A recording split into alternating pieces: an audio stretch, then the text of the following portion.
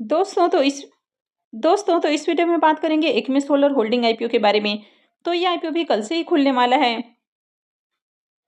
और आज IPO anchor investors के लिए ओपन हो चुका था। तो चलिए जानते हैं कि आईपीओ का एंकर लिस्ट कैसा आया है, इसका ग्रे मार्केट में प्रीमियम किस प्राइस के ऊपर ट्रेड कर रहा है, आईपीओ से कितना प्रॉफिट हो सकता है, आईपीओ में लिस्टिंग गेन के लिए अप्लाई करना है या फिर लॉन्ग टर्म के लिए अप्लाई करना है, क्या लॉन्ग टर्म के लिए अप्लाई करने के लिए कंपनी अच्छी है।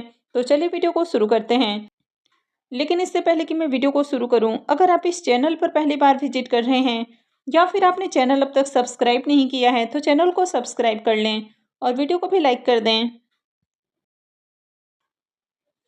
तो आईपीओ 6 नवंबर से यानी कि कल से ही खुलने वाला है और ये 8 नवंबर को क्लोज होगा। फेस वैल्यू ₹2 पर शेयर है। बुकिंग प्राइस 289 है और आईपीओ में 51 शेयर्स का लॉट है। आईपीओ का साइज 2900 करोड़ रुपए का है, जिसमें से 2395 करोड़ के फ्रेश इशू हैं और 505 करोड़ का ऑफर फॉर सेल है। ये मेन बोर्ड आईपीओ है तो कंपनी बीएससी और एनएससी के ऊपर लिस्ट होने वाली है। आईपीओ में रिजर्वेशन पोर्शन को देखें तो क्यूआईबीएस के लिए आईपीओ में 75% का पोर्शन है, रिटेलर्स के लिए मात्र 10% का पोर्शन है और एचएनआईज के लिए 15% का पोर्शन रखा गया है। अब ये जो कंपनी है ये कंपनी 2015 में इनकॉर्पोरेट हुई है और ये कंपनी रिन्यूएबल एनर्जी के बिजनेस में देखने को मिल रही है, यानी कि रिन्यूएबल एनर्जी सोर्सेज के थ्रू कंपनी इलेक्ट्रिसिटी जनरेट करने का काम करती है। तो कंपनी सोलर और विंड तो इनके थ्रू इलेक्ट्रिसिटी जनरेट करती है और उसको सेल करने का काम करती है। तो ये कंपनी रिन्यूएबल एनर्जी से इलेक्ट्रिसिटी जनरेट करने वाली लार्जेस्ट कंपनियों में से एक देखने को मिल रही है। तो कंपनी रिन्यूएबल एनर्जी में end to end services offer करती हुई देखने को मिलती है, यानी कि कंपनी हर तरह के सर्विसेज ऑफर करती है। Company development, construction, ownership, operation और मेंटेनेंस का भी काम करती है। तो कंपनी का खुद का in house engineering EPC division है और इसके अलावा कंपनी के पास ऑपरेशन और मेंटेनेंस टीम भी है। तो कंपनी इलेक्ट्रिसिटी सेल करके अपना रेवेन्यू जनरेट करती है और इस कंपनी को सेंट्रल और स्टेट गवर्नमेंट की ओर से भी सपोर्ट मिला हुआ है। तो जो भी रिन्यूएबल एनर्जी सेक्टर के अंदर कंपनियां काम कर रही हैं तो गवर्नमेंट इनको ज़्यादा से ज़्यादा बढ़ावा देने की कोशिश कर रहा है। तो इनको काफ़ी तरह के सब्सिडी वगैरह भी दिए जाते हैं, यानी कि हर तरह से रिन्यूएबल वाली कंपनियों को गवर्नमेंट का सपोर्ट मिलते हुए देखने को मिलता है। 31 मार्च 2024 तक इस कंपनी की ऑपरेशनल प्रोजेक्ट कैपेसिटी 1320 मेगावाट है, जो कि सोलर पावर प्रोजेक्ट में देखने को मिलता है। और अगर इसके कॉन्ट्रैक्टेड कैपेसिटी की बात करें तो 1650 मेगावाट है, जिसमें से 1500 megawatt company solar power project के थ्रू जनरेट करती है और 150 megawatt company wind power project से जनरेट करती है। इसके अलावा कंपनी का एवॉर्डेड प्रोजेक्ट कैपेसिटी जो कि अंडर कंस्ट्रक्शन देखने को मिल रहा है 2380 मेगावाट का है। तो इसमें से 300 megawatt solar power project, 830 megawatt hybrid power project और 1250 मेगावाट एफडीआरई पावर प्रोजेक्ट के थ्रू कंपनी जनरेट करने वाली है। तो कंपनी के अगर बिजनेस को देखें तो कंपनी का बिजनेस अच्छा है और सेक्टर भी डिमांडिंग है, यानी कि फ्यूचर में भी इस तरह की कंपनियों के अंदर ग्रोथ आपको देखने को मिलने वाली है। लेकिन इसके साथ ही यहाँ पर एक बहुत बड़ा रिस्क पॉइंट भी देखने को मिल रहा है। लेकिन इस बिजनेस सेगमेंट में डिमांड को देखते हुए नई नई कंपनियां इसमें एंटर करते हुए देखने को मिल रही हैं, यानी कि काफ़ी हाई कॉम्पिटेटिव सेगमेंट होने वाला है, यानी कि ये सेक्टर काफ़ी कॉम्पिटेटिव हो चुका है। कंपनी के फाइनेंशियल को देखें तो फाइनेंशियल 22, 23 और 24 3 सालों के कंप्लीट फाइनेंशियल हैं और फाइनेंशियल 25 के एक क्वार्टर का फाइनेंशियल है। तो कंपनी के अगर एसेट को देखें तो कंपनी का एसेट ईयर ऑन ईयर बढ़ते हुए देखने को मिल रहा है, यानी कि फाइनेंशियल 22 के अंदर कंपनी का एसेट जहां 10,887 करोड़ है, फाइनेंशियल 23 में बढ़ के 12,186 करोड़ और फाइनेंशियल 24 में 13,394 करोड़ का प्रॉफिट है और फाइनेंशियल 25 के एक क्वार्टर में 13,985 करोड़ का एसेट हो चुका है। तो एसेट बढ़ते हुए देखने को मिल रहा है। अगर इसके रेवेन्यू को देखें तो कंपनी के रेवेन्यू के अंदर अप एंड डाउन्स देखने को मिल रहा है। फाइनेंशियल 22 में कंपनी का रेवेन्यू 1562 करोड़ है, फाइनेंशियल 23 में घट के 1361 करोड़ हो जाता है और फाइनेंशियल 24 में देखें तो बढ़ के 1466 करोड़ का है। लेकिन अभी भी फाइनेंशियल 22 के मुकाबले देखें तो इसका रेवेन्यू डाउन देखने को मिल रहा है और फाइनेंशियल 25 के क्वार्टर में 340 करोड़ का रेवेन्यू है। तो यहाँ पर भी देखें तो क्वार्टर ऑन क्वार्टर इसका रेवेन्यू डाउन है। कंपनी के प्रॉफिट को देखें तो फाइनेंशियल 22 में कंपनी 62 करोड़ के प्रॉफिट में थी, फाइनेंशियल 23 में कंपनी लॉस में देखने को मिली और कंपनी 3 करोड़ से ज़्यादा के लॉस में है। फाइनेंशियल 24 में कंपनी फिर से प्रॉफिट में देखने को मिली और 697 करोड़ का कंपनी ने शानदार प्रॉफिट बनाया। लेकिन फाइनेंशियल 25 के क्वार्टर में देखें तो फिर से प्रॉफिट डाउन है और मात्र 1.39 करोड़ का प्रॉफिट है। अब यहाँ पर भी देखें तो फाइनेंशियल 23 के अंदर कंपनी लॉस में थी और इसी कारण इस आईपीओ में भी जो रिटेलर्स का पोर्शन है वो मात्र 10% का है, क्योंकि कोई भी कंपनी अगर लगातार 3 साल प्रॉफिटेबल नहीं है, आईपीओ में रिटेलर्स का जो पोर्शन होता है वो मात्र 10% का रखा जाता है।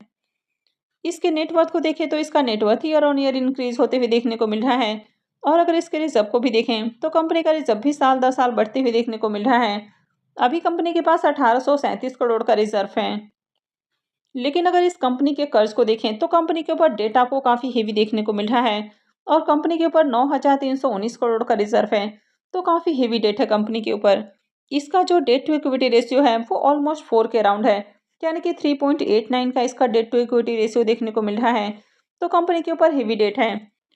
तो अगर इसके डेट को छोड़ दिया जाए तो बाकी के फाइनेंशियल थोड़े से आपको अट्रैक्टिव भी देखने को मिल रहे हैं, लेकिन कंपनी के ऊपर कर्ज इतना ज़्यादा है कि काफ़ी रिस्की कंपनी हो जाती है और कंपनी कंसिस्टेंट प्रॉफिट भी नहीं बना रही है, तो ये भी एक रिस्क पॉइंट है। कंपनी 17,486 करोड़ के वैल्यूएशंस के ऊपर अपना आईपीओ लेकर आई है, तो ये भी थोड़ी बड़ी कंपनी है। हालांकि इसके आरओई को देखें तो ज़्यादा अट्रैक्टिव नहीं है, कंपनी के ऊपर कर्ज भी ज़्यादा है।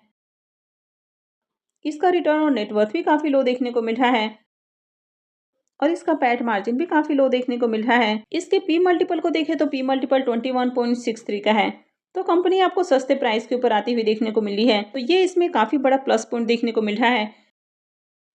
अब इस सेगमेंट की मार्केट के अंदर जितनी भी लिस्टेड कंपनियां देखने को मिल रही हैं वे काफ़ी हाई पी के ऊपर ट्रेड कर रही हैं, क्योंकि उनके प्राइस के अंदर लगातार उछाल देखने को मिल रहा है, तो कंपनियां काफ़ी ज़्यादा ओवर वैल्यूड हो चुकी हैं। लेकिन ये जो कंपनी है ये आपको रिजनेबल प्राइस के अराउंड आती हुई देखने को मिल रही है, तो ये काफ़ी बड़ा प्लस पॉइंट है। इस आईपीओ के ऑब्जेक्टिव के बारे में बात करें तो कंपनी का पहला ऑब्जेक्टिव हो जाता है रीपेमेंट प्रीपेमेंट और सेकेंड ऑब्जेक्टिव हो जाता है जनरल कॉर्पोरेट पर्पस। आईपीओ के लॉट साइज की बात करें तो आईपीओ में 51 शेयर्स का एक लॉट होने वाला है और एक लॉट के ऊपर इन्वेस्टमेंट अमाउंट 14,739 रुपये रहेगा। इस कंपनी में प्रमोटर्स की होल्डिंग अभी 100% देखने को मिल रही है और आईपीओ लिस्ट होने के साथ ही प्रमोटर्स की होल्डिंग कम हो जाएगी। आईपीओ के शेड्यूल को देखें तो आईपीओ 6 नवंबर से यानी कि कल से ही खुलने वाला है और ये 8 नवंबर को क्लोज होगा। अलॉटमेंट डेट 11 नवंबर रहेगा, रिफंड डेट 12 नवंबर है, क्रेडिट डेट भी 12 नवंबर है और आईपीओ की लिस्टिंग 13 नवंबर को होने वाली है। तो चलिए अब इसके प्रीमियम को भी देख लेते हैं कि अभी इसका प्रीमियम किस प्राइस के ऊपर ट्रेड कर रहा है और इस आईपीओ में लिस्टिंग गेन के लिए अप्लाई करना है, क्या लॉन्ग टर्म के लिए कंपनी अच्छी है। एकमे सोलर होल्डिंग आईपीओ के प्रीमियम को देखें तो इसके प्रीमियम में भी गिरावट देखने को मिल रही है। तो मॉर्निंग में इसका प्रीमियम जहां 25 रुपये के ऊपर ट्रेड कर रहा था वो अभी देखें तो गिरकर 10 रुपये के ऊपर देखने को मिल रहा है और आईपीओ में 51 शेयर्स का लॉट है, तो आईपीओ से 510 रुपये एक लॉट से प्रॉफिट हो सकता है।